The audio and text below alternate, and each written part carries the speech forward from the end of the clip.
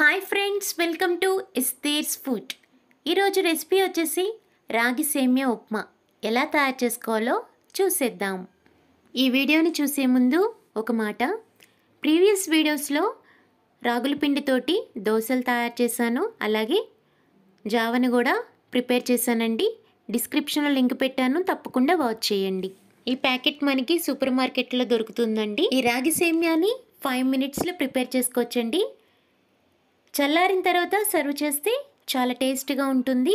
మరి తయారు చేసే విధానం ఏంటో చూసేద్దాం. ఇక్కడ మొదటిగా ఒక కప్పు రాగి సేమ్యాని తీసుకున్నాను. తర్వాత స్టవ్ మీద బాండి పెట్టి 2 టేబుల్ స్పూన్స్ ఆయిల్ వేసుకుని అందులో 1/2 టీ స్పూన్ ఆవాల్ని, అలాగే 1/2 టీ స్పూన్ పచ్చిశనగపప్పు, చిన్నగా కట్ చేసుకున్న పచ్చిమిర్చి ముక్కలు, ఒక రెబ్బ కరివేపాకు, సన్నగా కట్ చేసుకున్న 1/2 కప్పు ఉల్లిపాయ ముక్కలు యాడ్ చేసుకుని నూనెలో బాగా మగ్గబెట్టుకోవాలి.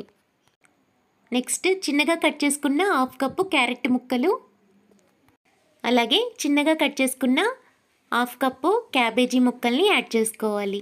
అలాగే నానబెట్టి ఉడకపెట్టిన 2 స్పూన్స్ పచ్చి బఠానీలను యాడ్ చేసుకుని 1 టేబుల్ స్పూన్ జీడిపప్పుల్ని యాడ్ చేసుకోవాలి. సాల్ట్ ఏమీ యాడ్ చేయకుండా నూనెలో మగ్గించుకోవాలి.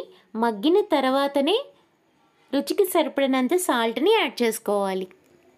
ఒక కప్పు రాగి సేమ్యాకి 1.5 గ్లాస్ వాటర్ సరిపోతుంది. అయితే ఇక్కడ వెజిటేబుల్స్ కూడా యాడ్ చేయటం వలన 1/2 గ్లాస్ వాటర్ని ఎక్స్ట్రా యాడ్ చేస్తున్నాను. 5 నిమిషాల పాటు లో ఫ్లేమ్లో పెట్టుకుని మరిగించుకోవాలి. మరిగిన తర్వాత ఒక కప్పు రాగి సేమ్యాని యాడ్ చేసుకోవాలి. 1-2 సార్లు గరిటెతోటి కలుపుకొని మూత పెట్టి ఒక 10 నిమిషాల పాటు లో ఫ్లేమ్లో పెట్టుకుని కుక్ చేసుకోవాలి. కుక్ అయిన తర్వాత స్టవ్ ఆఫ్ చేసేయటమే.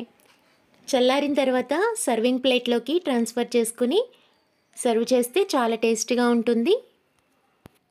మీకు కనుక ఈ వీడియో నచ్చితే లైక్ చేయండి. Thank you.